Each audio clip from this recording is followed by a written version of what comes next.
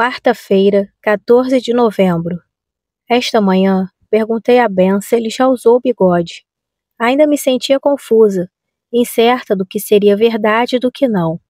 Acordei cedo e, ao contrário dos dias anteriores, não pensei que ainda era uma criança. Me senti adulta, sexual. A pergunta na minha mente não era por que estou na cama com o homem, e sim, quem é ele e o que fizemos. No banheiro, olhei para o meu reflexo horrorizada, mas as fotos ao redor dele pareciam ressoar de veracidade. Vi o nome do homem, Ben, e me pareceu de algum modo familiar. Minha idade, meu casamento, esses fatos pareciam coisas que eu relembrava, e não que eu ouvia pela primeira vez.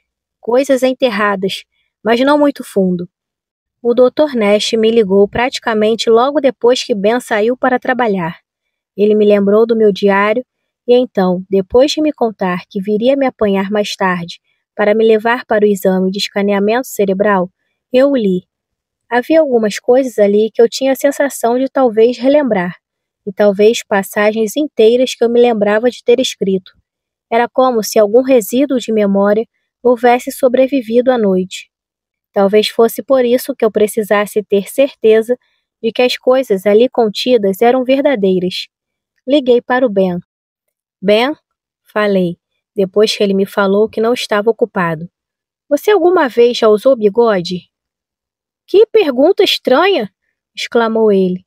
Ouvi o clangor de uma colher contra uma xícara e imaginei-o colocando açúcar em seu café, com o jornal aberto à sua frente. Me senti esquisita, incerta do que dizer. É que... Comecei. Tive uma lembrança, acho. Silêncio. Uma lembrança? Sim, falei. Creio que sim. Minha mente repassou as coisas que eu havia escrito no outro dia. O bigode dele, seu corpo nu e as coisas que eu lembrei ontem. Nós dois na cama, nos beijando, e elas foram iluminadas brevemente antes de voltarem a afundar nas profundezas. De repente senti medo.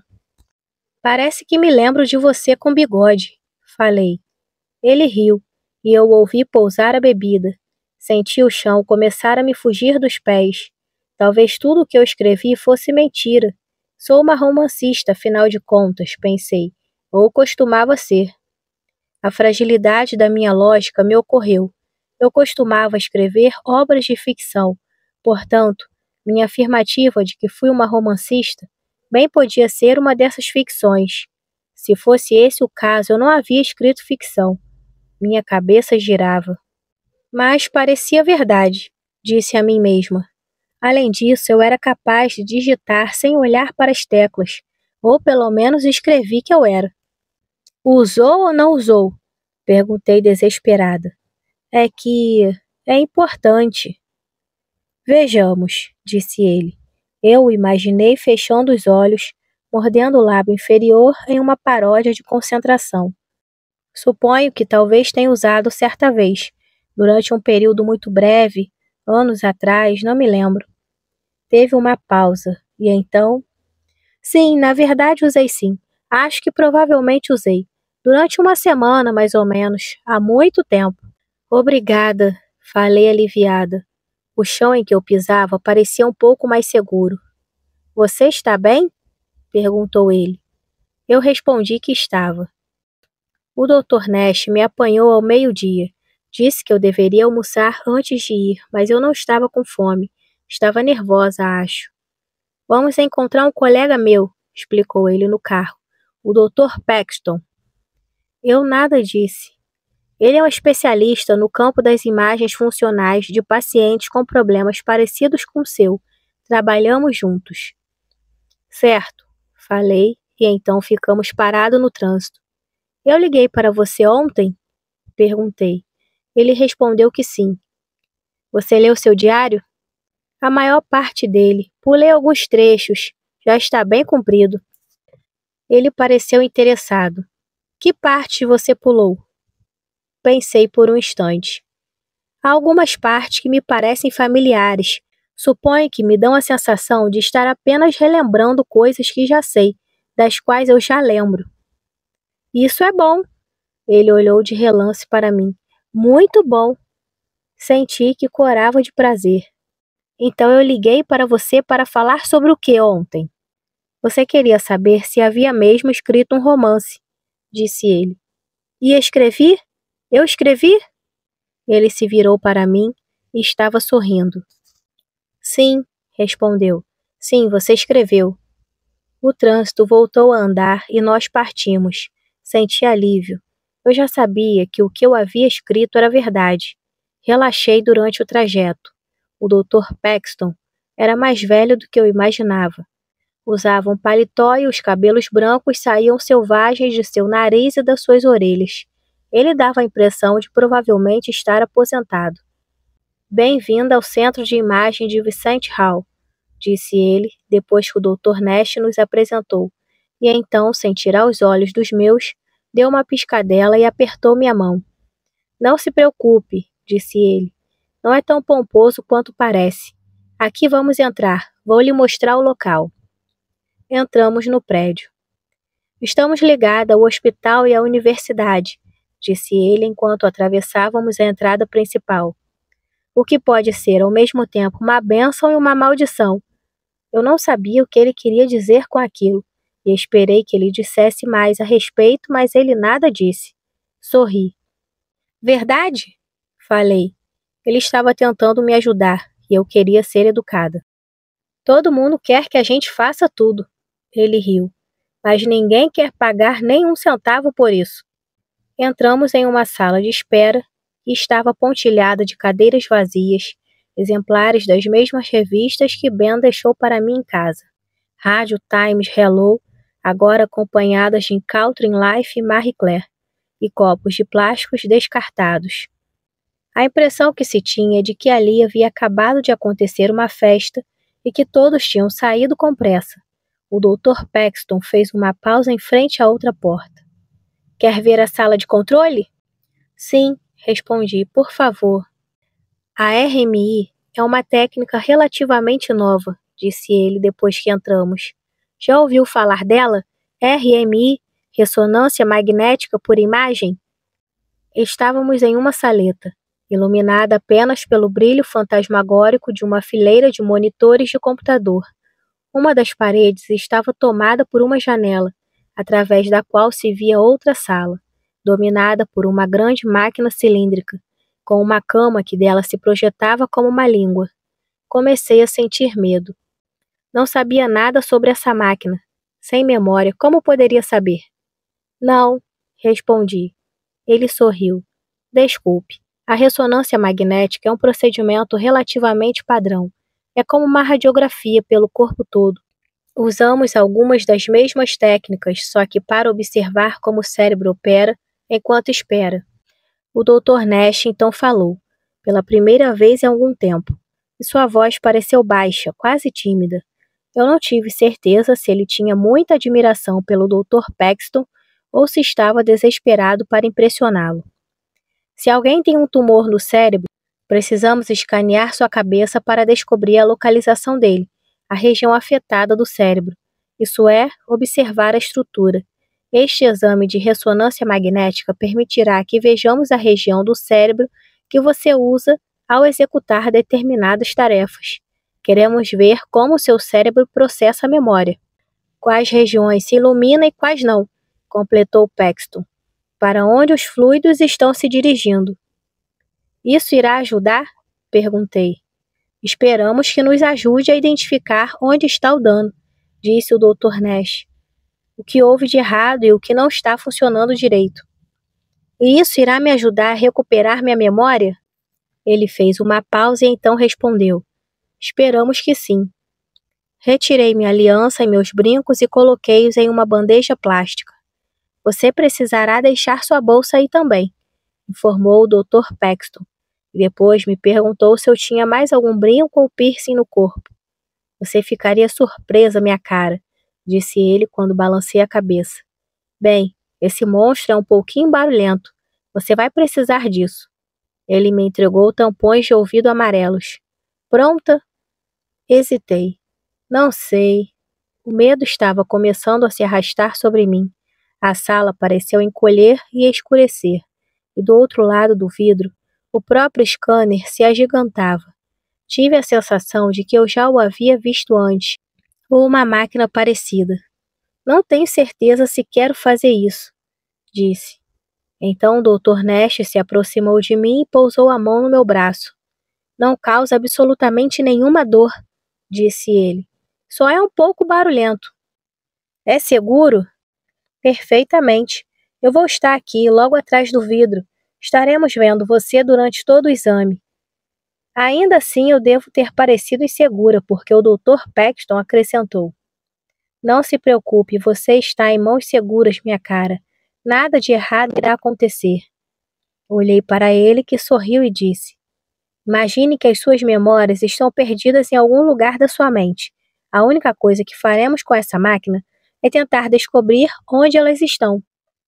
Estava frio, apesar do cobertor enrolado ao redor do meu corpo, e escuro, exceto pela luz vermelha que piscava na sala e por um espelho, pendurado alguns centímetros acima da minha cabeça, em um ângulo tal que refletiria para mim a imagem de uma tela de computador situada em outro lugar.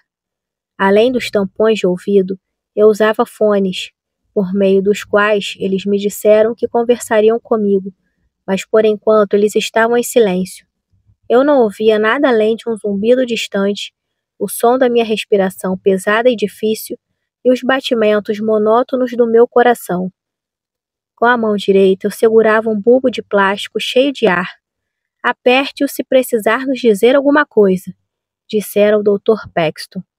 Não será possível ouvir você. Acariciei aquela superfície borrachuda e aguardei. Queria fechar os olhos, mas eles haviam me dito para mantê-los abertos, a fim de olhar para a tela. Moldes de espuma mantinham minha cabeça perfeitamente imóvel. Eu não poderia me mexer nem que quisesse. O cobertor sobre mim era como uma mortalha. Um instante de quietude e então um clique, tão alto que eu me assustei, apesar dos tampões de ouvido. A ele se seguiu outro e depois um terceiro. Um barulho grave, vindo da máquina ou da minha cabeça. Eu não saberia dizer.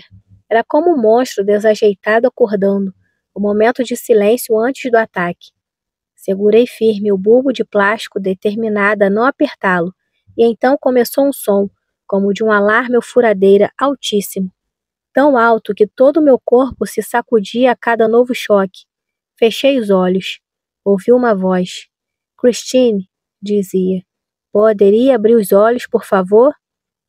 Portanto, de algum modo, eles podiam me ver. Não se preocupe, está tudo bem. Bem, pensei.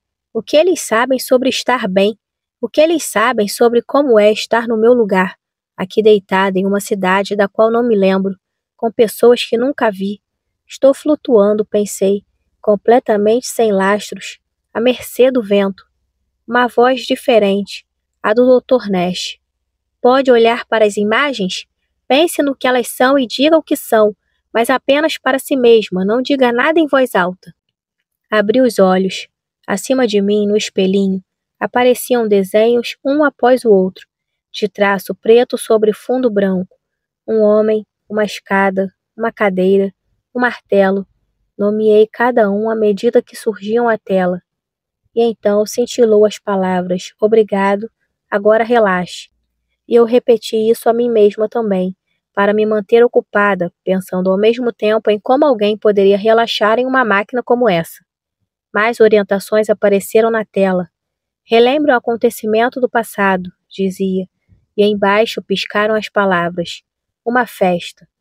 Fechei os olhos. Tentei lembrar a festa que eu havia recordado enquanto eu e Ben assistíamos ao show de fogos de artifício. Tentei me visualizar no terraço, ao lado da minha amiga, ouvindo os ruídos da festa lá embaixo, sentindo o sabor dos fogos de artifício no ar. Imagens vieram, mas não pareciam reais. Dava para perceber que eu não estava me lembrando delas, e sim inventando. Tentei ver Kate, lembrar dele me ignorando, mas nada veio. Aquelas lembranças estavam novamente perdidas para mim, enterradas, como se para sempre. Embora agora, pelo menos, eu soubesse que elas existem, que estão em algum lugar aqui dentro, trancafiadas. Minha mente se voltou para festas de criança, aniversários com minha mãe, minha tia e minha prima Lucy, passa-anel, dança das cadeiras, estátua, minha mãe com sacolas de guloseimas para embrulhar como prêmios, sanduíches de carne assada e patê de peixe no pão de forma sem casca, pavê com geleia. Lembrei-me de um vestido branco com babados nas mangas, meias com babados, sapatos pretos. Meu cabelo ainda é loiro. Estou sentada em uma mesa diante de um bolo com velinhas. Inspiro fundo. Me inclino para a frente e sopro. A fumaça sobe no ar. Lembranças de outra festa me ocorreram então. Eu me vi em casa, olhando pela janela no meu quarto. Estou nua com mais ou menos 17 anos. Há mesas dobráveis ao longo da rua, arrumadas em longas filas, repletas de travessas com pãezinhos de linguiça e sanduíches, jarras de suco de laranja. Há bandeiras do Reino Unido em toda parte, flâmulas penduradas em todas as janelas, azuis, vermelhas, brancas. As crianças estão fantasiadas, de pirata, de feiticeiro, de viking, enquanto os adultos tentam organizá-las em grupo para fazer uma corrida do ovo na colher. Vejo minha mãe no outro lado da rua, amarrando uma capa no pescoço de Methel Sopper, e logo abaixo da minha janela, meu pai está sentado em uma espreguiçadeira com um copo de suco na mão. Volte para a cama, diz uma voz. Eu me viro. Dave Soper está sentado na minha cama de solteiro embaixo do meu pôster dos Slits. O lençol branco está enrolado ao redor dele, manchado de sangue. Eu não tinha lhe contado que era a minha primeira vez. Não, respondo. Levante, você precisa se vestir antes que meus pais voltem. Ele ri, mas não com maldade. Venha. Coloco meus jeans. Não, digo esticando o braço para apanhar uma camiseta. Levante, por favor. Ele parece desapontado. Eu não achava que isso iria acontecer, o que não significa que eu não quisesse que acontecesse. E agora queria ficar sozinha. Não tinha nada a ver com ele. Tá, tudo bem, diz ele levantando-se. Seu corpo parece pálido e magro. Olho para o outro lado, para a janela, enquanto ele se veste. Meu mundo mudou, acho. Cruzei uma fronteira e não posso mais voltar atrás. Tchau, então. Continua ele, mas eu não digo nada. Só olho para trás depois que ele sai. Uma voz em meu ouvido me traz de volta ao presente. Ótimo! Mais imagens agora, Christine, diz o Dr. Paxton. Olhe cada uma e diga a si mesma o que é ou quem é, certo? Pronta? A engoli em seco. O que será que eles iriam me mostrar? Quão ruim seria? Sim, pensei comigo mesma. E começamos. A primeira fotografia era em preto e branco. Uma criança, uma garota de 4 ou 5 anos de idade, nos braços de uma mulher. A garota apontava para alguma coisa.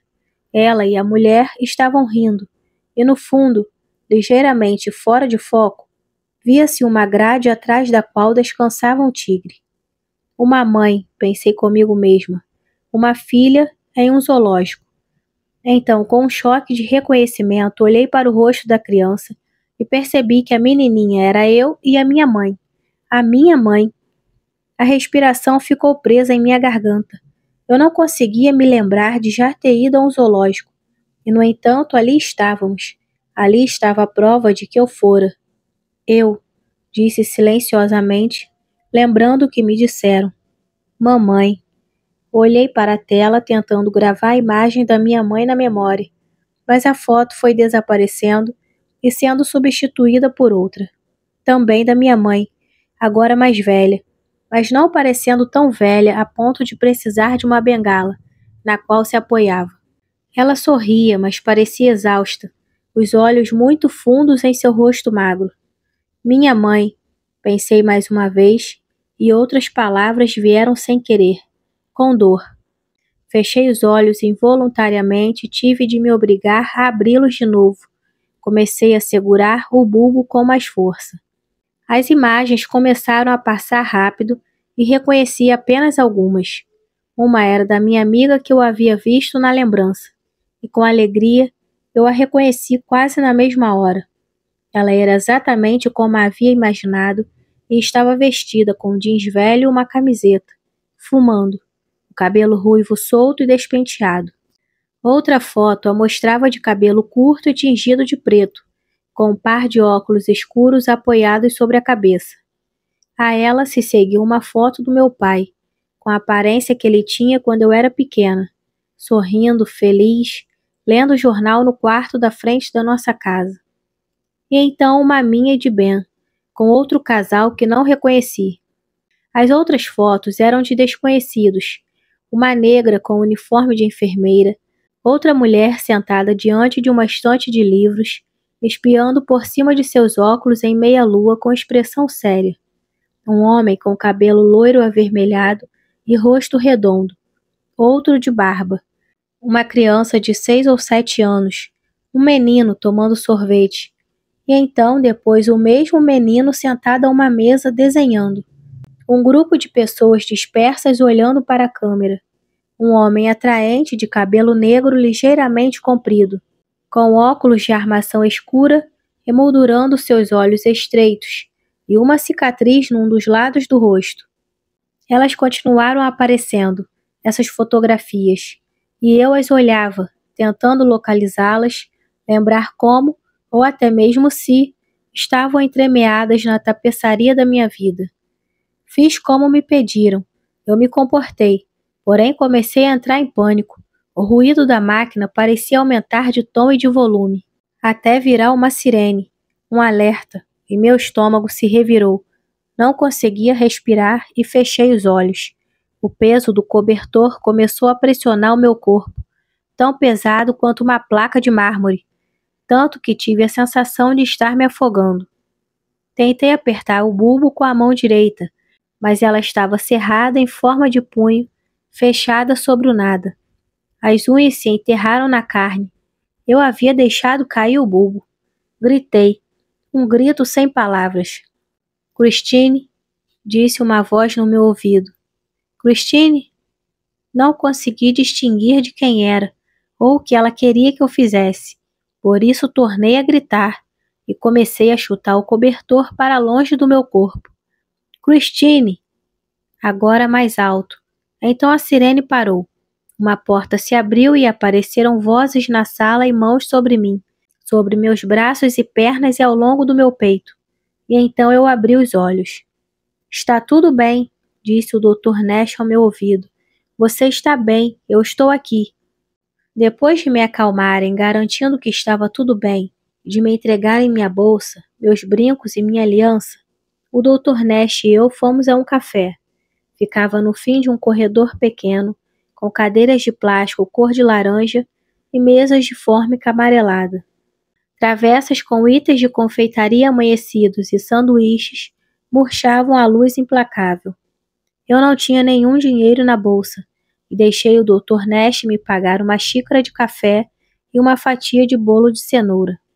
Depois escolhi um lugar perto da janela enquanto ele pagava. Lá fora o dia estava ensolarado. As sombras se espraiavam ao longo do gramado. Flores roxas pontilhavam a grama. O Dr. Nash arrastou sua cadeira por baixo da mesa. Parecia bem mais tranquilo, agora que nós dois estávamos sozinhos. Aqui está, disse ele, colocando a bandeja na minha frente. Espero que esteja razoável. Vi que ele havia escolhido chá para si. O saquinho ainda flutuava sobre o líquido xaroposo, enquanto ele acrescentava açúcar do açucareiro que estava no meio da mesa. Tomei um gole do meu café e sorri. Estava amargo e quente demais. Está bom, falei. Obrigada. Sinto muito, disse ele depois de um instante. Primeiro achei que ele estivesse falando do café. Não tinha ideia de que você acharia tão incômodo. É claustrofóbico, eu disse, e muito barulhento. Sim, claro. Deixei cair o botão de emergência. Ele nada disse, e em vez disso mexeu sua bebida. Retirou o saquinho de chá da xícara e o depositou sobre a bandeja. Tomou um gole. que aconteceu? Perguntei. Difícil dizer, você entrou em pânico. Não é assim tão incomum. Não é nada confortável lá dentro, como você mesma disse. Olhei para minha fatia de bolo intocada, seca. As fotografias, quem eram? Onde as conseguiu? Eram uma mistura. Algumas eu consegui nos seus arquivos médicos. Ben as doou anos atrás. Pedi que você trouxesse algumas de casa para este exercício. Você disse que elas estavam organizadas ao redor do seu espelho. Algumas eu forneci de pessoas que você nunca viu, para o que chamamos de grupo de controle. Nós a misturamos. Algumas das fotos eram de pessoas que você conheceu quando ainda era criança, de pessoas que deveria ou poderia se lembrar. Familiares, amigos da escola. O resto era de pessoas de uma época da sua vida da qual você definitivamente não se recorda. O Dr. Paxton e eu estamos tentando descobrir se existe diferença na forma como você tenta acessar as lembranças desses diversos períodos. A reação mais forte foi ao ver seu marido, é claro, mas você também reagiu às outras, embora você não se lembre das pessoas do seu passado. Os padrões de excitação neural definitivamente estão presentes. Quem era a mulher ruiva? Perguntei. Ele sorriu. Uma velha amiga, talvez? Ele disse. Sabe o nome dela? Perguntei. Receio que não. As fotos estavam em seu arquivo. Não estavam com legendas. Assenti. Uma velha amiga. Disso eu sabia, claro.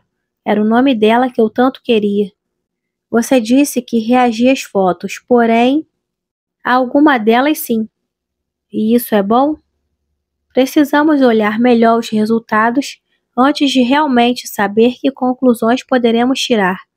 Este trabalho é bastante recente, explicou ele. É experimental. Entendo. Cortei um cantinho do bolo de cenoura. Estava amargo demais, a cobertura demasiado doce. Ficamos sentados em silêncio por algum tempo. Ofereci bolo a ele, que recusou, dando palmadinhas na barriga. Preciso ficar de olho nisso aqui, comentou, embora eu ainda não visse motivo para ele se preocupar. Sua barriga era praticamente reta, embora parecesse ser do tipo que aumentaria. Mas ele ainda era jovem. A idade mal o havia tocado. Pensei em meu próprio corpo. Não sou gorda, nem mesmo estou acima do peso. Entretanto, mesmo assim, ele me surpreende. Quando estou sentada, ele assume uma forma diferente daquela que eu esperaria. Minhas nádegas pendem, minhas coxas roçam uma na outra quando cruzo as pernas. Eu me inclino para pegar a caneca e meus seios se movem dentro do sutiã, como se me lembrassem da sua existência. No banho, sinto uma ligeira flacidez sob meus braços, que mal é perceptível. Sou maior do que penso ser. Ocupo mais espaço do que percebo. Não sou uma menininha compacta, com a pele firme sobre os ossos, nem mesmo uma adolescente, com o corpo começando a acumular gordura. Olhei para o bolo intocado e fiquei pensando no futuro. Talvez eu continue a me expandir, fique rechonchuda e depois gorda, inchando cada vez mais como um balão. Ou então ficarei do mesmo tamanho que agora, sem jamais me acostumar com isso, observando as rugas do meu rosto se aprofundarem e a pele das minhas mãos ficar fina como a de uma cebola, e eu me transformar em uma velha, etapa por etapa, no espelho do banheiro. O Dr. Nash olhou para baixo para coçar a cabeça. Através do seu cabelo vislumbrei o couro cabeludo, que aparecia de modo mais óbvio em um círculo ao redor do cocuruto. Ele ainda não deve ter notado isso, pensei, mas um dia notará. Verá uma foto sua de costas, ou tomará um susto dentro de um provador, ou então seu barbeiro comentará algo a respeito, ou a sua namorada. A idade chega para todos, pensei quando ele olhou para mim, de jeitos diferentes. Ah, disse ele, com uma vivacidade que pareceu forçada. Trouxe algo para você, um presente. Bem, na verdade não é um presente, só uma coisa que acho que você gostaria de ter. Esticou o braço para baixo e ergueu sua maleta do chão. Você já deve ter um exemplar, disse ele abrindo-a. Retirou o embrulho. Aqui está. Eu soube o que era antes mesmo de abri-lo. O que mais poderia ser? Aquilo pesou em minha mão. O Dr. Nash o colocara em um envelope aveludado, fechado com fita adesiva. Meu nome estava escrito com hidracor preto. Christine. É o seu romance, disse ele. Eu não sabia o que sentir. Uma prova, pensei. Prova de que o que eu escrevi no diário era verdade, caso eu precisasse de uma amanhã. Dentro do envelope havia um único exemplar do meu livro. Eu o retirei. Era uma brochura e não estava nova. Havia uma mancha de café na capa e as beiradas das páginas estavam amareladas pelo tempo. Será que o Dr. Nash me deu o próprio exemplar? Estaria o livro fora de catálogo? Com ele nas mãos, eu me vi novamente como no outro dia, mais jovem, muito mais jovem, estendendo o braço para apanhar este livro na tentativa de encontrar um meio de chegar ao próximo que escrevia. De algum modo, eu sabia que isso não havia dado certo. O segundo romance jamais chegara a ser publicado. Obrigada, falei. Muito obrigada. Ele sorriu. Não tem de quê. Coloquei o livro sob o casaco, onde durante todo o trajeto de volta para casa, ele pulsou como um coração. Assim que voltei para casa, olhei para meu romance, mas apenas rapidamente. Queria escrever no diário o máximo que eu pudesse me lembrar antes que Ben voltasse, mas assim que terminei e guardei o caderno, desci correndo a escada para olhar direito o que eu tinha ganhado. Examinei o livro. A capa mostrava um desenho, feito com giz pastel, de uma mesa sobre a qual havia uma máquina de escrever. Um corvo estava encarapitado no carro da máquina com a cabeça inclinada para o lado, quase como se estivesse lendo o papel ali preso. Acima do corvo estava escrito o meu nome, e sobre ele o título. Para os pássaros da manhã, dizia, Christine Lucas. Minhas mãos começaram a tremer ao abrir o livro. Dentro havia uma folha de rosto, uma dedicatória. Para meu pai, e embaixo a palavra saudade. Fechei os olhos, um lampejo de lembrança. Vi meu pai deitado em uma cama sob luzes brancas fortes, a pele translúcida coberta de suor, de modo que ele quase brilhava. Vi um tubo em seu braço, um saco com líquido claro preso a um suporte para administração intravenosa, uma bandeja de papelão e um frasco de comprimidos. Uma enfermeira checa seu pulso, sua pressão, mas ele não acorda. Minha mãe, sentada do outro lado da cama, tenta não chorar, enquanto eu tento forçar as lágrimas a surgirem. Então vem o cheiro, de flores cortadas e terra suja, doce e enjoativo. Vejo o dia em que ele foi cremado, eu vestida de preto, algo que de algum modo sei que não é incomum, porém desta vez sem maquiagem. Minha mãe sentada ao lado da minha avó. As cortinas se abrem, o caixão desliza para dentro e eu choro, imaginando meu pai sendo transformado em pó. Minha mãe aperta minha mão. Depois voltamos para casa e bebemos vinho barato e comemos sanduíches enquanto o sol se põe e ela se dissolve à meia luz. Suspirei. A imagem desapareceu e abri os olhos. Meu livro à minha frente. Abri na primeira página de texto, na primeira frase. Foi então, eu escrevera. Com o motor gemendo e seu pé direito pressionando com força o acelerador, que ela soltou as mãos do volante e fechou os olhos. Sabia o que iria acontecer. Sabia para onde aquilo iria levar. Sempre soube. Então folheei as páginas até a metade do romance. Li um parágrafo ali, depois outro perto do fim. Eu havia escrito sobre uma mulher chamada Lou e um homem, seu marido, supus, chamado George. O livro parecia ser ambientado em uma guerra. Fiquei frustrada. Não sei o que eu estava esperando. Algo autobiográfico, talvez? Mas parecia que as respostas que esta obra poderia me dar eram limitadas. Ainda assim, pensei, enquanto virava o livro para olhar a quarta capa. Pelo menos eu o havia escrito e publicado. Onde poderia estar a foto do autor, não havia nenhuma. Em seu lugar havia uma pequena biografia. Christine Lucas nasceu em 1960, no norte da Inglaterra, dizia. Formou-se em letras em Londres, onde vive atualmente. Este é seu primeiro romance. Sorri para mim mesma, sentindo-me inchar de felicidade e orgulho. Eu fiz isso. Queria lê-lo, destrancar seus segredos, mas ao mesmo tempo não queria.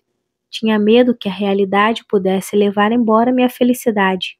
Ou eu gostaria do romance e ficaria triste por nunca mais poder escrever outro, ou não gostaria e ficaria frustrada por jamais haver desenvolvido meu talento. Eu não saberia dizer que opção era mais provável, mas sabia que um dia, incapaz de resistir ao fascínio da minha única conquista, eu descobriria, faria essa descoberta. Mas não hoje. Hoje eu tinha outra coisa para descobrir, algo muito pior do que a tristeza, mais prejudicial do que a mera frustração, algo que poderia me dilacerar. Tentei guardar o livro no envelope. Havia outra coisa ali dentro, um bilhete, dobrado em 4, com as pontas certinhas. Nele, o Dr. Nash havia escrito: "Achei que você gostaria de ver isso." Desdobrei o papel. Em cima, ele havia escrito: Standard 1986. Embaixo havia uma cópia de um artigo de jornal, junto de uma fotografia. Olhei para a página por 1 ou 2 segundos, antes de perceber que o artigo era uma resenha do meu livro, e havia uma foto minha. Tremia ao segurar a página. Não sabia por quê. Era uma resenha antiga. Bons ou ruins, quaisquer efeitos que possa ter tido há muito se foram. Agora aquilo era passado. Suas ondas sumiram completamente, mas era importante para mim. Como a minha obra fora recebida há tantos anos? Teria sido bem-sucedida? Li o artigo por alto, esperando entender o tom, antes de me obrigar a analisar os detalhes. Palavras saltaram à vista, a maioria positiva. Estudado, perceptivo, talentosa, humanidade, brutal. Olhei para a foto. Em preto e branco, eu estava sentada a uma escrivaninha, com o corpo voltado na direção da câmera. Eu estava em uma posição esquisita. Algo fazia com que eu me sentisse desconfortável, e me perguntei se seria a pessoa atrás da câmera ou a posição em que estava sentada. Apesar disso, sorrio. Meu cabelo é comprido e está solto, e embora a foto seja em preto e branco, ele parece mais escuro do que é atualmente, como se eu tivesse pintado de preto, ou se ele estivesse molhado. Atrás de mim há portas de vidro, e atrás delas, visível no canto do quadro, há uma árvore desfolhada. Abaixo da foto há uma legenda: Christine Lucas em sua casa no norte de Londres. Percebi que devia ser a casa que eu havia visitado com o Dr. Nash. Por um segundo, tive o desejo quase avassalador de voltar lá, de levar essa fotografia comigo, me convencer de que sim, era verdade. Eu havia mesmo existido naquela época. Tinha sido mesmo eu. Mas isso eu já sabia, é claro. Embora não pudesse mais me lembrar, eu sabia que ali, de pé na cozinha, eu havia me lembrado de Ben. Sorri e toquei a foto, correndo a ponta dos dedos por ela, procurando pistas escondidas como um cego. Tracei o contorno dos meus cabelos, corri os dedos pelo meu rosto. Na foto, pareço pouco à vontade, mas também de algum modo radiante. É como se eu estivesse escondendo um segredo, aferrando-me a ele como um amuleto. Meu romance tinha sido publicado, claro, mas havia algo mais, algo além disso. Olhei mais de perto. Percebi o inchaço dos meus seios no vestido solto que estava usando, a forma como pouso um dos braços ao redor da barriga. Uma lembrança borbulha na superfície vinda do nada. Eu, sentada, pousando para a foto, o fotógrafo na minha frente, atrás do tripé, a jornalista com quem acabo de discutir minha obra, borboletando pela cozinha. Ela grita perguntando como estão indo as coisas. E nós dois respondemos com um alegre bem, e rimos. Não vamos demorar muito, diz ele, trocando o filme. A jornalista acende um cigarro e grita para perguntar se eu não me incomodo, mas onde tem o cinzeiro. Fico irritada, mas só um pouco. A verdade é que eu mesma estou doida por um cigarro. mas parei de fumar desde que descobri que... Olhei para a foto mais uma vez e entendi. Nela, eu estou grávida. Minha mente parou por um momento e depois disparou. Tropeçou sobre si mesma, apanhada nas arestas afiadas da compreensão do fato de que não apenas eu estava com um bebê no ventre, enquanto estava sentada ali na sala de jantar tirando foto, como eu sabia, estava feliz com isso. Não fazia sentido. O que havia acontecido? A criança devia ter o que hoje? Que idade? 18 anos? 19? 20? Mas não há criança, pensei. Onde está meu filho? Senti meu mundo guinar mais uma vez. Aquela palavra, filho, eu pensei nela. Disse a mim mesma, cheia de certeza. De algum modo, em algum lugar muito profundo do meu ser, eu sabia que a criança que eu gerara era um menino. Agarrei a borda da cadeira para tentar me orientar, e ao fazê-lo, outra palavra borbulhou a superfície e explodiu. Adam. Senti meu mundo girar. Eu havia dado à luz aquele filho. Nós lhe demos o nome de Adam. Levantei-me, e o embrulho que continha o livro caiu no chão. Minha mente disparara como um motor, que depois de inúmeras tentativas, finalmente havia pegado. A energia ricocheteava dentro de mim, como se em desespero para ser liberada. Ele não constava no álbum da sala de estar, disso eu sabia. Eu teria me lembrado de ver uma foto do meu próprio filho ao folheá-lo esta manhã. Teria perguntado a Ben quem ele era. Teria escrito a respeito dele no meu diário. Enfiei o recorte de volta no envelope, junto com o livro, e corri para o andar de cima. No banheiro, postei-me em frente ao espelho. Nem sequer olhei para o meu rosto, e sim ao redor dele, para as fotos do passado, as fotografias que eu devo utilizar para me reconstruir quando não tenho memória. Eu e Ben, eu sozinha, Ben sozinho, nós dois com outro casal mais velho, que suponho serem os pais dele, eu muito mais nova, de cachecol, acariciando um cão e sorrindo feliz.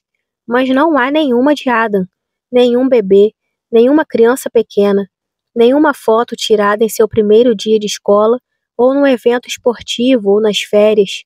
Nenhuma foto dele fazendo castelos de areia. Nada. Não fazia sentido. Com certeza, todos os pais tiram essas fotos e não as jogam fora, não é? Devem estar aqui, pensei.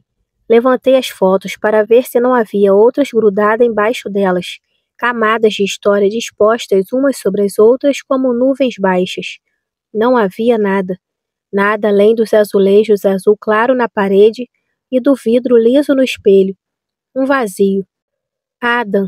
O nome girava em minha cabeça. Meus olhos se fecharam e mais lembranças me atingem com violência. Cada uma delas, cintilando um instante, antes de desaparecer e desencadear a lembrança seguinte. Vi Adam, o cabelo loiro que eu sabia que um dia ficaria castanho, a camiseta de Homem-Aranha que ele insistiu em usar até ficar pequena demais para ele e ter de ser jogada fora. Eu o vi em um carrinho de bebê dormindo, e me lembro de pensar que ele era o bebê mais perfeito do mundo, a coisa mais perfeita que eu já tinha visto. Eu o vi andando em uma bicicleta azul, um triciclo de plástico, e de algum modo soube que nós o havíamos comprado para ele de presente de aniversário, e que ele andava por aquilo por todo lado. Eu o vi em um parque, a cabeça baixada entre as barras do guidão, sorrindo enquanto descia uma ladeira a toda velocidade na minha direção, e segundo mais tarde, inclinando-se para frente, caindo no chão, quando o triciclo bateu em algo no caminho e se retorceu embaixo dele. Eu me vi segurando-o enquanto ele chorava, limpando o sangue do seu rosto, encontrando um de seus dentes no chão, perto de uma roda que ainda girava em falso. Eu o vi me mostrando um desenho que ele havia feito, uma faixa azul para o céu, outra verde para o chão, e entre as duas coisas 3 figuras amorfas, e uma casinha minúscula, e vi o coelho de brinquedo que ele levava para todo lugar. Voltei num estalo para o presente, para o banheiro onde eu estava, mas tornei a fechar os olhos. Queria me lembrar dele na escola ou quando adolescente, ou visualizá-lo comigo ou com o pai, mas não consegui. Quando tentei organizar minhas memórias, elas flutuaram e sumiram, como uma pena, apanhada pelo vento, que muda de direção sempre que alguém a toca.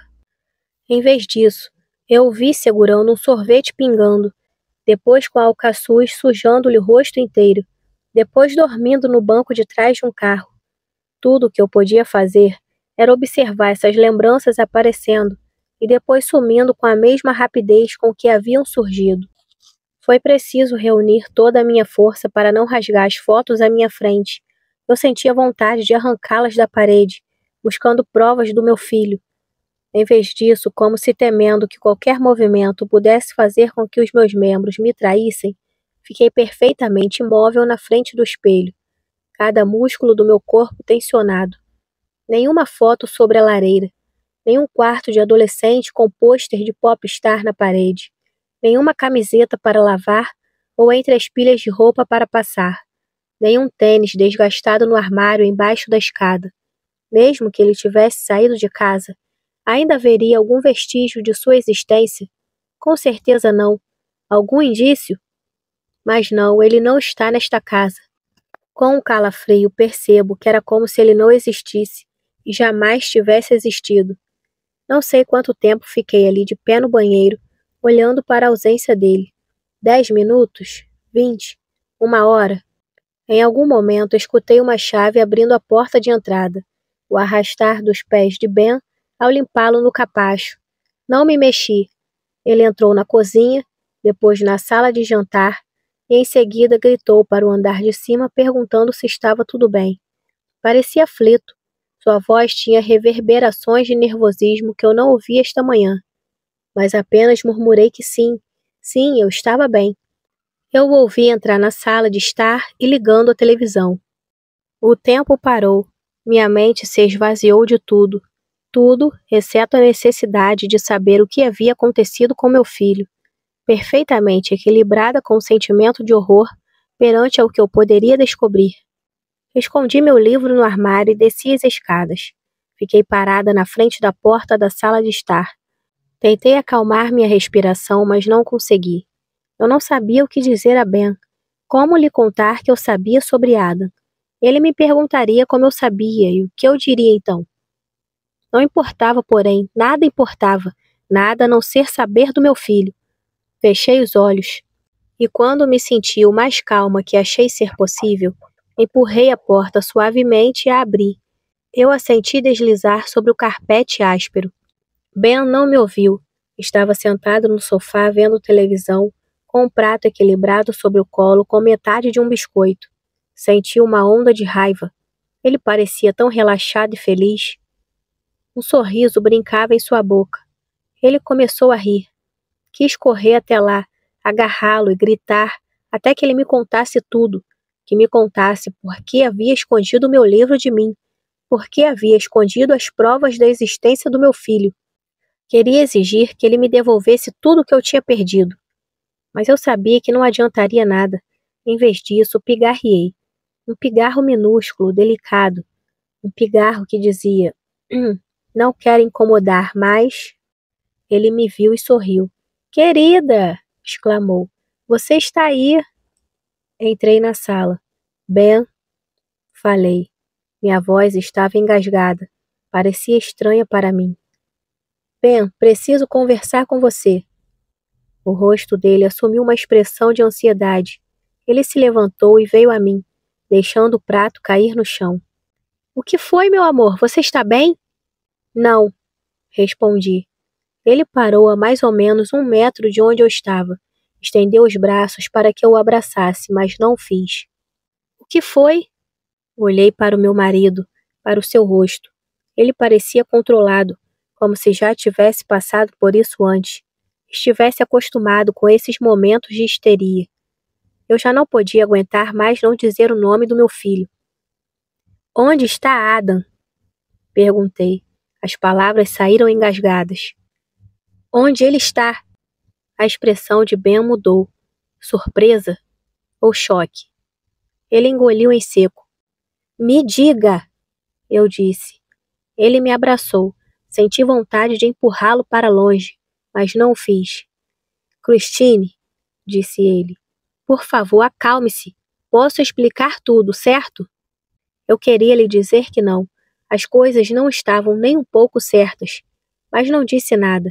Escondi meu rosto, enterrando-o nas dobras da camisa dele. Comecei a tremer. Me diga, pedi. Por favor, me diga agora. Sentamos no sofá, eu numa ponta, ele na outra. Era o mais próximo que eu queria que ficássemos. Conversamos alguns minutos, horas, não sei dizer. Não queria que ele falasse e repetisse aquilo, mas ele o fez. Adam morreu. Eu me senti contrair, me fechar toda como uma ostra. Suas palavras, afiadas como arame farpado. Pensei na mosca no vidro a caminho de casa, vindo da casa da minha avó. Ele tornou a falar. Christine, meu amor, lamento muito. Senti raiva. Raiva dele. Maldito, pensei, embora eu soubesse que não era culpa dele. Eu me obriguei a falar. Como? Ele suspirou. Adam estava nas Forças Armadas. Entrei em estupor. Tudo mais se distanciou, até sobrar apenas a dor e nada mais. A dor, reduzida a um único ponto. Um filho que eu nem sequer sabia que tivera e ele havia se tornado um soldado. Algo passou pela minha cabeça. Absurdo. O que a minha mãe vai pensar? Ben falou de novo, em pequenos rompantes. Ele era fuzileiro da Marinha Real Britânica. Estava no Afeganistão e foi morto, no ano passado. Engoli com dificuldade, a garganta seca. Por quê? Perguntei. E depois? Como? Christine, quero saber, falei. Preciso saber. Ele esticou o braço para segurar a minha mão e eu deixei, embora tenha ficado aliviada quando ele não se aproximou de mim no sofá. Você não quer saber de tudo, não é? Minha raiva se agitou. Não consegui evitar. Raiva e pânico. Ele era meu filho! Ele desviou o olhar e olhou para a janela. Ele estava se deslocando em um veículo blindado, disse ele.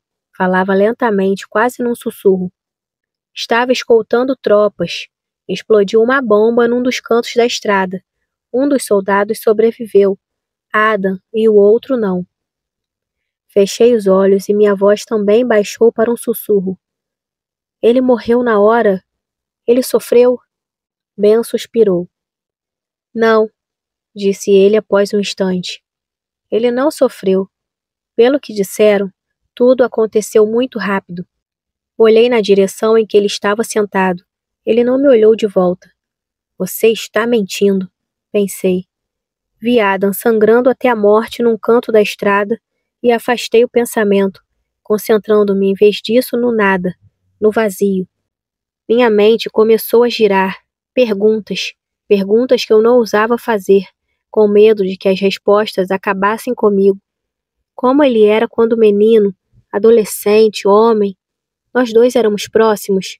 Brigávamos. Ele era feliz. Eu fui uma boa mãe.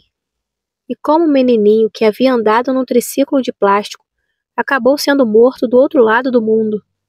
O que ele estava fazendo no Afeganistão? Perguntei. Por que lá? Ben me disse que estávamos em guerra. Uma guerra contra o terror, explicou, embora eu não soubesse o que isso significava.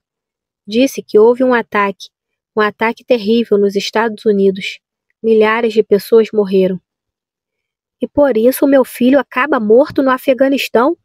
Eu disse. Não entendo. É complicado, falou ele. Ele sempre quis entrar para as Forças Armadas. Achava que estava cumprindo seu dever. Dever? Você acreditava que era isso que ele estava fazendo, cumprindo seu dever? E eu acreditava? Por que você não o convenceu a fazer outra coisa? Qualquer coisa?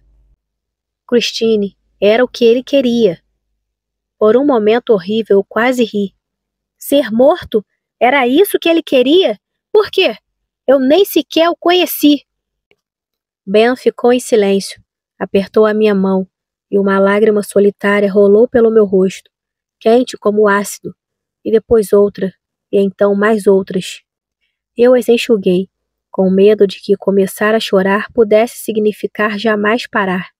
Senti minha mente começar a se fechar, a se esvaziar, a se recolher para o nada.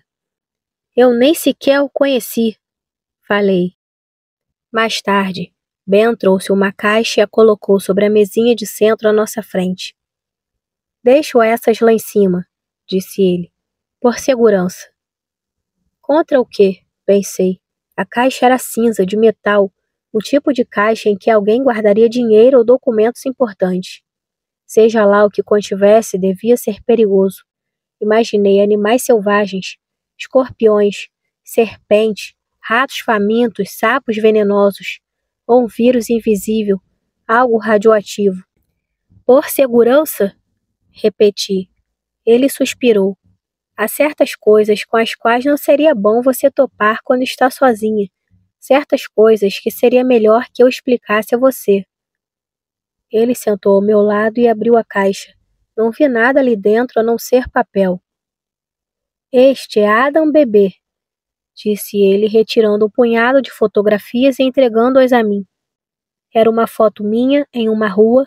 Eu estou andando na direção da câmera com um bebê. Adam preso ao meu peito por um slim. O corpo dele está de frente para o meu, mas ele olha para trás por cima do ombro, para a pessoa que está tirando a foto.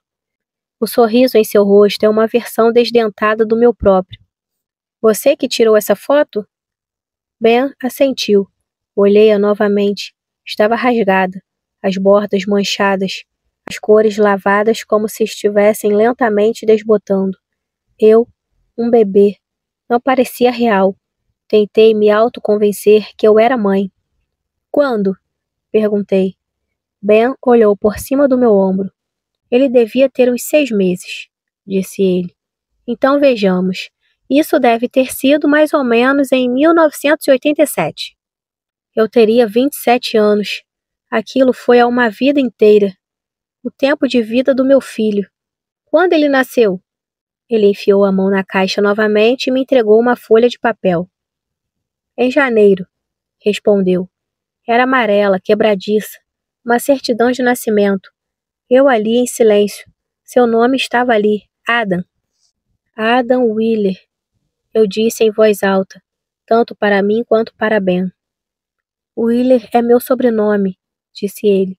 Nós decidimos que ele teria o meu sobrenome. É claro, falei. Aproximei o papel do meu rosto. Parecia leve demais para ser portador de tanto significado. Eu desejava aspirá-lo, para que se tornasse parte de mim. Aqui, disse Ben. Tirou o papel das minhas mãos e o dobrou. Há mais fotos, quer vê-las? Ele me entregou mais fotografias. Não temos tantas assim, falou ele enquanto eu as olhava. Muitas se perderam. Ele fazia parecer que elas tinham sido esquecidas em trens ou entregues a desconhecidos para que as guardassem em segurança. Sim, eu lembro, teve um incêndio, eu disse sem pensar. Ele me olhou de um jeito estranho, com os olhos estreitados, bem apertados. Você lembra? Perguntou ele. De repente, não tive certeza. Será que ele tinha me contado sobre o incêndio esta manhã? Ou estaria eu apenas me lembrando de algo que ele me disse outro dia? Ou teria eu simplesmente lido aquilo no meu diário depois do café da manhã? Bom, você me contou. Contei? Indagou ele. Sim. Quando? Quando mesmo? Tinha sido aquela manhã ou dias atrás? Pensei no meu diário. Lembrei de tê-lo lido depois que ele saiu para o trabalho.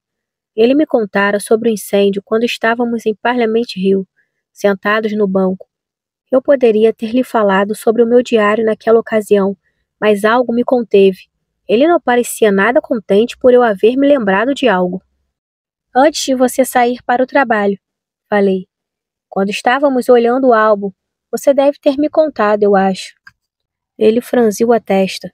Eu me sentia péssima por mentir para ele, mas não seria capaz de lidar com mais revelações. Como eu saberia se não fosse assim? Falei. Ele me encarou. Creio que sim. Fiz uma pausa por um instante, olhando para o punhado de fotografias na minha mão. Era dolorosamente poucas, e pude ver que a caixa não continha muito mais. Seriam elas realmente tudo o que eu tinha para descrever a vida do meu filho? Como o incêndio começou? Perguntei. O relógio sobre a lareira soou suas badaladas. Foi anos atrás, na nossa antiga casa, aquela onde moramos antes de nos mudarmos para cá. Tentei adivinhar se ele estaria se referindo àquela que eu havia visitado. Perdemos muita coisa, livros, documentos, esse tipo de coisa. Mas como começou? Insisti.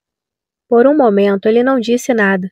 Sua boca abriu e fechou e então ele disse: Foi um acidente, apenas um acidente. O que será que ele não queria me dizer? Teria eu deixado um cigarro aceso? Ou o ferro ligado? Ou esquecido uma panela no fogo? Eu me imaginei na cozinha onde eu estivera anteontem, com a sua bancada de concreto e os móveis brancos. Porém, anos atrás, me vi de pé diante de uma fritadeira chiando, sacudindo a peneira de metal com as batatas fatiadas que eu estava fazendo, observando-as flutuarem à superfície antes de girarem e voltarem a afundar no óleo. Eu me vi ouvir o telefone tocar, enxugar as mãos no avental que eu amarrara ao redor da cintura, ir até o corredor. Então o quê? Teria o óleo explodido em chamas enquanto eu atendia o telefone? Ou será que eu havia voltado para a sala ou ido ao banheiro, sem nenhuma lembrança de haver começado a preparar o jantar? Eu não sei, jamais poderia saber, mas era generoso da parte de Ben me dizer que tinha sido um acidente. A vida doméstica oferece tantos perigos para uma pessoa sem memória, e talvez outro marido tivesse apontado os meus erros e minhas deficiências. Talvez incapaz de resistir a assumir uma posição superior. Toquei seu braço e ele sorriu. Folheei o maço de fotografias. Havia uma de Adam com um chapéu plástico de cowboy e um lenço amarelo, mirando com um rifle de plástico a pessoa que segurava a câmera. Noutra, ele estava alguns anos mais velho. Seu rosto era mais magro. Seu cabelo começava a escurecer. Ele usava uma camisa abotoada até o pescoço e uma gravata de criança. Essa foi tirada na escola, disse Ben. Um retrato oficial. Ele apontou para a foto e riu. Olhe, que vergonha! Estragou a foto. O elástico da gravata estava visível e não enfiado embaixo do colarinho.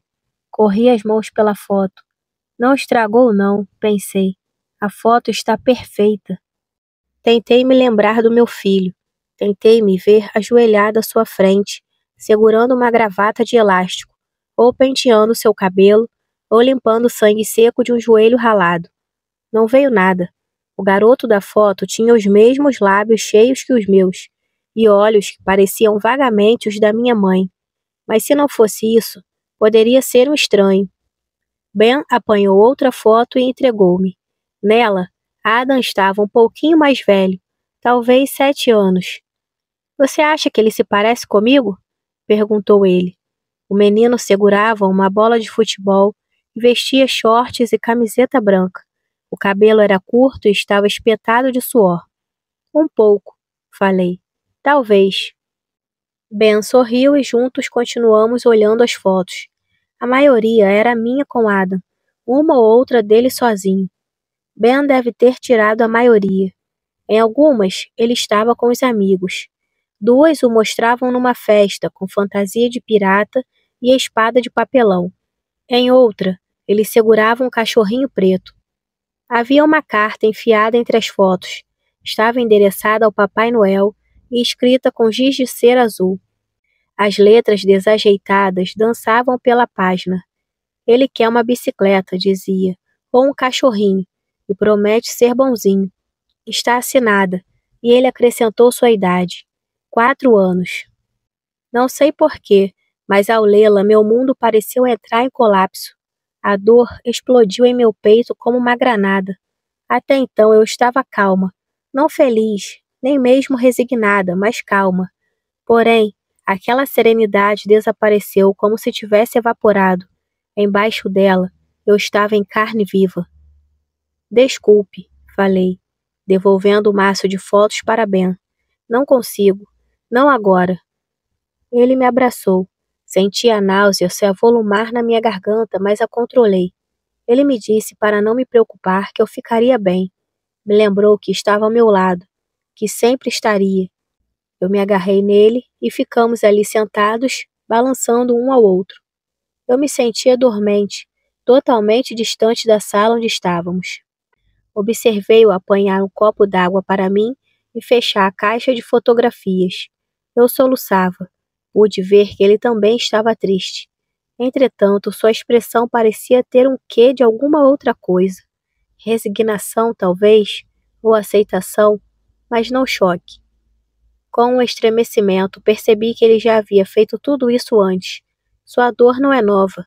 Ela teve tempo de se acomodar dentro dele, de se tornar parte de suas bases, em vez de algo que as abala.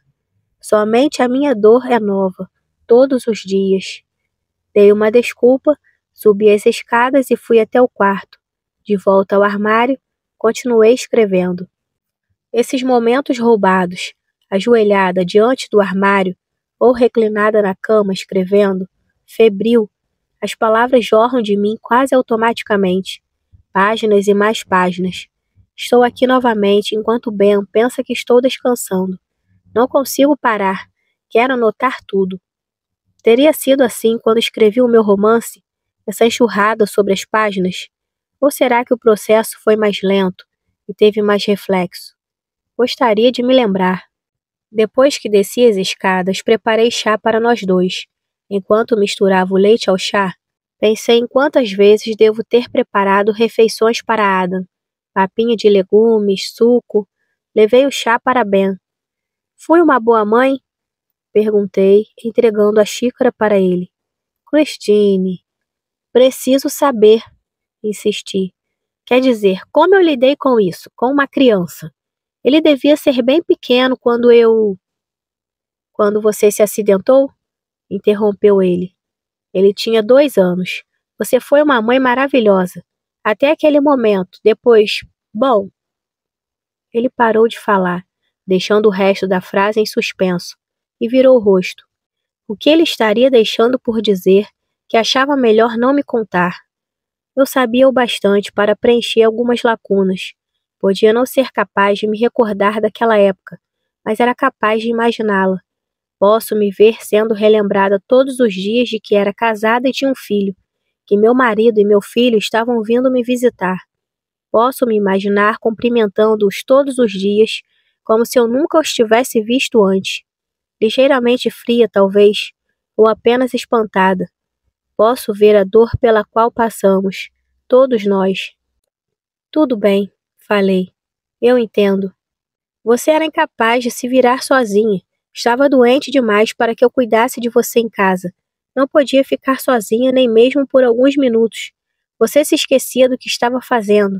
Costumava vagar por aí. Eu tinha medo de um dia você preparar um banho e deixar a torneira ligada, ou tentar preparar uma refeição e se esquecer de que havia começado. Era demais para mim. Portanto, fiquei em casa e cuidei de Adam. Minha mãe ajudou. Porém, todas as noites íamos visitar você e... Segurei a mão dele.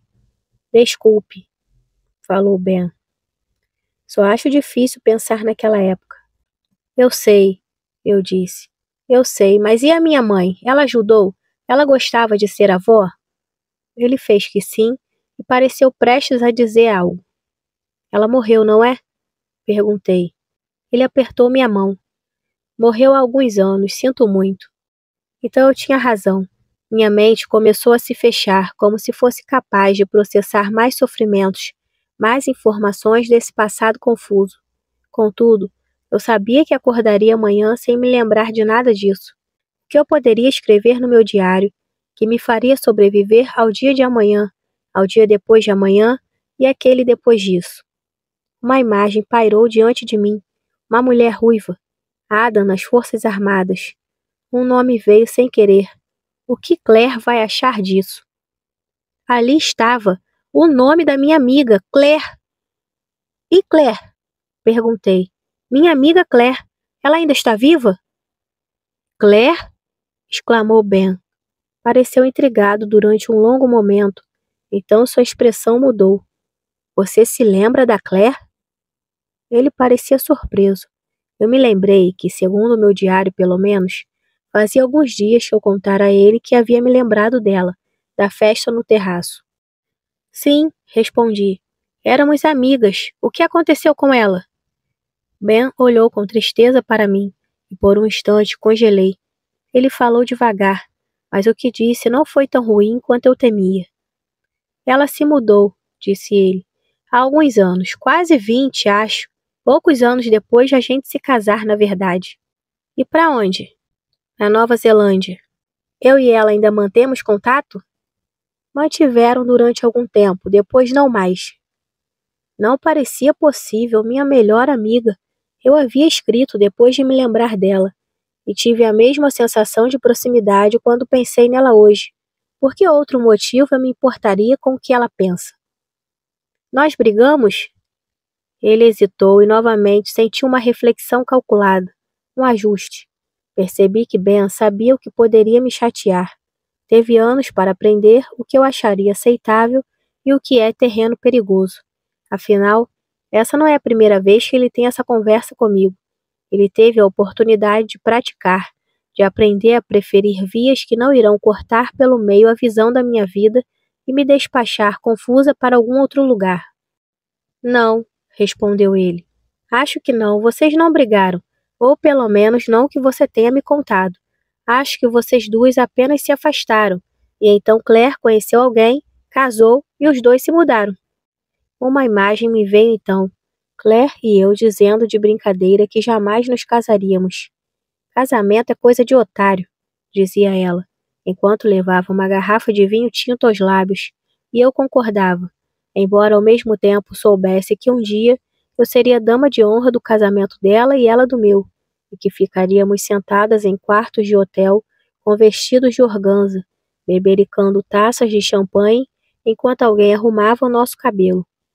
Senti uma onda repentina de amor, embora eu mal me lembrasse do que vivemos, da nossa vida juntas. E amanhã, até o pouco que lembrei estará perdido. Senti de algum modo que ainda estávamos conectadas, que por algum tempo ela significou tudo para mim. Nós fomos ao casamento dela? Perguntei. Sim, assentiu ele, abrindo a caixa sobre seu colo e vasculhando ali dentro. Tenho umas 2 fotos aqui. Eram fotos de casamento, embora não oficiais. Estavam fora de foco e escuras. Tinham sido tiradas por um amador. Por Ben, adivinhei. Eu me aproximei da primeira com cautela. Ela era como eu havia imaginado. Alta, magra, mais bonita ainda. Estava de pé, perto da beira de um penhasco, com um vestido transparente agitado pela brisa, enquanto o sol se punha no mar atrás dela. Pousei a foto e olhei as outras. Em algumas ela estava com o marido, um homem que não reconheci. E em outra eu estava com os dois, com uma roupa de seda azul clara, parecendo apenas ligeiramente menos bonita. Era verdade. Eu havia sido mesmo dama de honra. Tem alguma do nosso casamento? Perguntei. Ele balançou a cabeça. Não, elas estavam num álbum separado, informou, que se perdeu.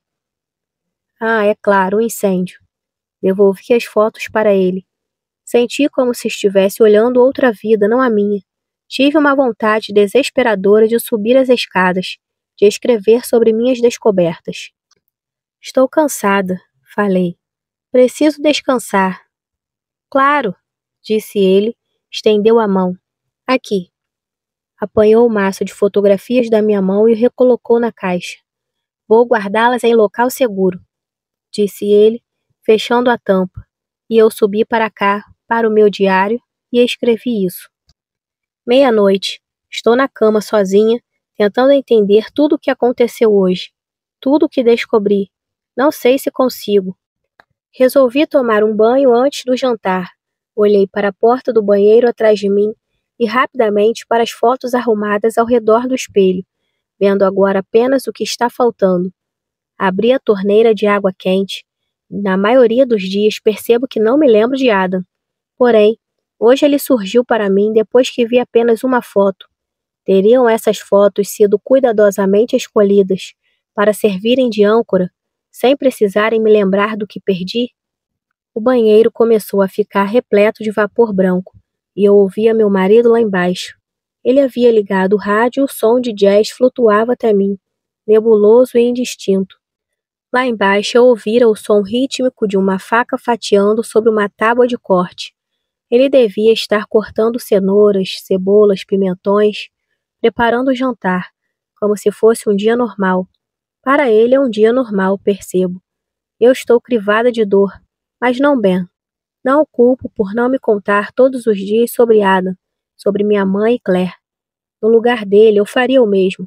Essas coisas são dolorosas, e se eu pudesse passar um dia inteiro sem me lembrar delas, então sou poupada da tristeza, e ele, da dor de causá-la. Como deve ser tentador para ele ficar em silêncio, e como a vida deve ser difícil para ele, sabendo que carrego comigo a todo momento esses cacos afiados de memória em toda parte, como minúsculas bombas, e que a qualquer instante um deles pode emergir e me obrigar a passar pela dor como se fosse pela primeira vez, levando-o a meu reboque. Eu me despi devagar, dobrei as roupas, coloquei-as sobre a cadeira ao lado da banheira. Nua, fiquei de pé na frente do espelho e olhei para o meu corpo estranho. Obriguei-me a olhar para as rugas da minha pele, para meus seios caídos. Não me conheço, pensei. Não conheço nem o meu corpo, nem o meu passado. Dei um passo na direção do espelho. Lá estavam elas, ao longo da minha barriga, das nádegas e dos seios, listras finas e prateadas, as cicatrizes irregulares da história. Eu não as havia visto antes porque não as tinha procurado. Eu me vi acompanhando seu crescimento, desejando que desaparecessem à medida que meu corpo se expandia. Agora estou feliz por elas estarem ali. Um lembrete. Meu reflexo começou a desaparecer na névoa. Tenho sorte, pensei. Sorte de ter Ben, de ter alguém que me proteja aqui na minha casa, mesmo que não me lembre dela como tal. Não sou a única que sofre. Ele passou por tudo o que eu passei hoje, mas irá se deitar sabendo que amanhã talvez tenha de fazer tudo isso novamente. Outra pessoa talvez tivesse me deixado. Olhei para o meu próprio rosto como se tentasse gravar a imagem a ferro e fogo no meu cérebro. Deixá-la próxima à superfície, para que quando eu acorde amanhã, ela não me seja tão estranha, tão chocante. Quando ela desapareceu completamente, eu dei as costas a mim mesma e entrei na água. Caí no sono. Não sonhei, ao menos pensei que não, mas quando acordei fiquei confusa. Eu estava em um banheiro diferente, com a água ainda morna, e ouvi uma batida à porta. Abri os olhos e nada reconheci. O espelho era vazio, sem adornos, presos a azulejos brancos e não azuis. Uma cortina de chuveiro pendia de um trilho acima de mim. Havia 2 copos virados de boca para baixo numa prateleira em cima da pia, e havia um bidê perto do vaso sanitário. Ouvi uma voz dizer: "Estou indo!" E percebi que era minha. Sentei na banheira e olhei para a porta trancada.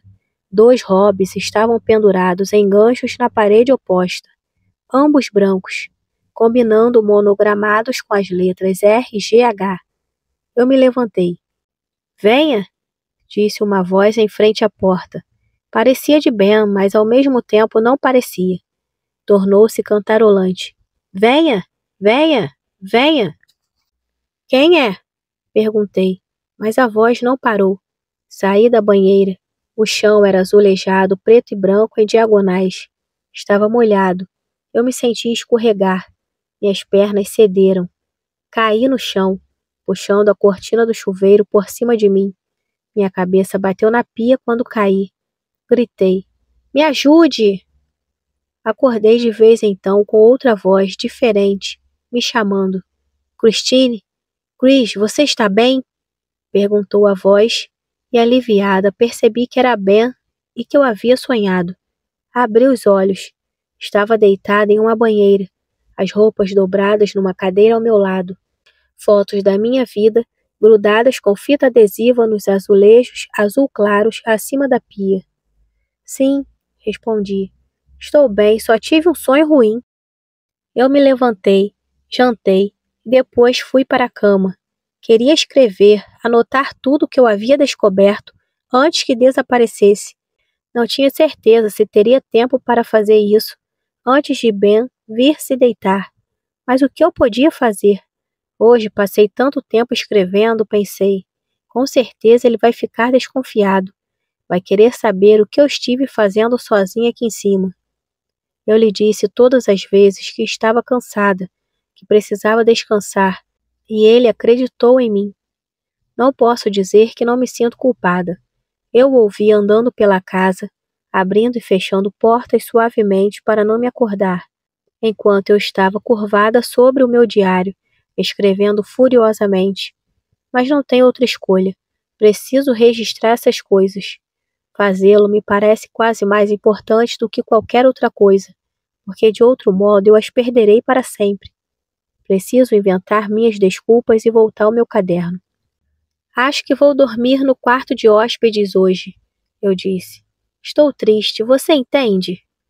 Ele dissera que sim, que viria me olhar de manhã para ter certeza de que eu estava bem antes de sair para o trabalho. Depois me deu um beijo de boa noite. Agora eu ouço desligar a televisão, fechar a porta da frente à chave, trancando-nos aqui. Não me faria nenhum bem sair vagando por aí, eu acho. Não na minha condição.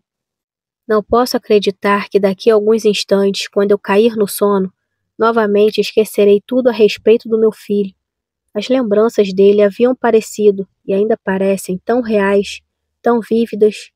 E eu me lembrei dele depois de cochilar no banheiro. Não parece possível que um sono mais duradouro seja capaz de apagar tudo. Entretanto, Ben e o Dr. Nash me disseram que isso é exatamente o que irá acontecer. Ouso torcer para que estejam errados? Estou me lembrando de mais coisas a cada dia, sabendo mais a respeito de quem sou eu, cada vez que acordo. Talvez as coisas estejam indo bem.